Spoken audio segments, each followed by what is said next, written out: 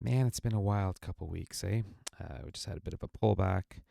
I want to show you what happened in the market, just barely. I'm just going to give you the glimpse and show you what I've picked up for this week's look at the market. I'm going to start off with just the S&P 500, and you can see it's kind of doing this slow up, no momentum, no volume thing.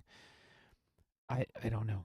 Um, we Mark Minervini shorted this stock somewhere on the 29th, um, and he's still holding, and I don't blame him because even if he was using this as his stop loss, I mean he would have just dipped into the red slightly, but I don't even think it was there. It was what was it?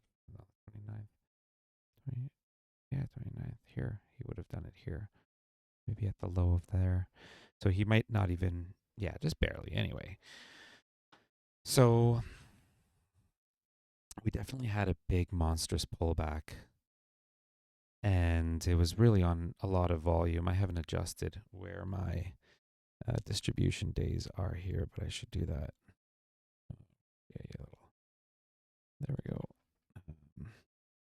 Over here, just because it's a distribution day, and I know that because if you look over here, there's the gains and losses, and on this particular day, it was more than 0.02% in the downward direction with higher volume. The higher volume's the key here. It has to be higher volume than the day before, according to Bill O'Neill. If I find that page, I'll show it to you directly. So let's see what we got this week. And this is for today's December 7th, 2025.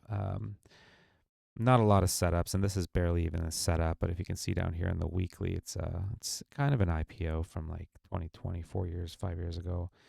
So is this an IPO break? No, it's not at the top of the base. I mean this could give you some movement. It hasn't moved since 2024, um, although it's not even ready to buy because look at the tightness action here. It's more than 10%. We don't do that. We wait for the sucker to tighten up before. So for that reason, it's just on my list, but not quite on my ready to pull the trigger on the buy just yet. This is one I'm just kind of looking at because the action upwards was quite nice. So if this sets up, I might pick it up as an IPO breakout.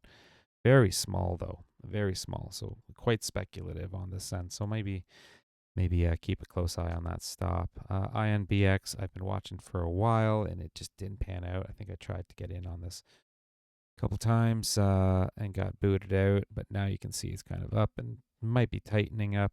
It's not quite. I mean, it would have been nice here, but who could have called that? It just didn't show the tightening. Did we see any indications in volume? We did, of course. Of course, the volume always speaks volumes. Pun intended. Sorry about my bad jokes here. So this, anyway, it gave us an indication. Let's move on. I can't buy this right now anyway, and I need this to tighten up. I mean, some would say, well, what if it pulls back? I mean, you could get into a whole thing about that. I don't want it to pull. I'm not looking for stocks that are pulling back. So if it ends up showing a little bit of weakness, yeah, you could dip in a little bit, just depending on how it all sets up. And that for that you need ticker sense, which is watching the markets for a while and just seeing what's uh, how the market moves. And each of these companies has its own characteristics. This here was a power play that I was looking at, 164% up, and it set up, it tightened up. Indications in volume would have said maybe around here, and I actually think I did try it here. Kicked me out. That's okay. But we're seeing some action now moving up. It moved up, what, 30% on Friday. So, and we have Wrap T Therapeutics. Looks like it's a health tech and pharmaceutical. I'm looking down here, eh? I'll show you this here. This is something I always look at, or I try to look at. This is the share floats. And we want anything under 30,000. I mean, that's the sweet spot. I'm going to still take larger cap stocks, of course. depending on the environment in the market and everything else. Ultimately, you're just looking for setups, and whatever sets up, you can buy, but you really want to harness the power of those strong alpha stocks that are just pushing their way up. Those powerhouses, we're trying to catch those. And so that's why these little bear markets like right now are so important, because they give us an opportunity to see strength in some of these companies. For example, you see over here, the S&P 500, that's what that is, has been coming down. During this pullback, you can see TERN, which I actually purchased here, but I was so spooked by the stock market that I think I took a couple profits here, took a couple little profits. I mean, I day traded this thing all the way up. I shouldn't have, in hindsight. But anyway, during a bear market, during a pullback, at least, doesn't even have to be a bear market, you really see the strength in some of these stocks. This was a clear leader. This was breaking out of a power, and this is a power play. And I'll show you why. Because if you measure the volume from here to here, we're at 100%. You can see 100% right there. I don't know if I should. Should I increase? That's probably better, eh? Anyway, just adjust myself here. Okay. So with that power play being confirmed at 100%, and it held up its price action, and it broke out. I mean, this thing was given all the signs of a good market leader, and during the times too, in comparison to the S&P and the rest of the market.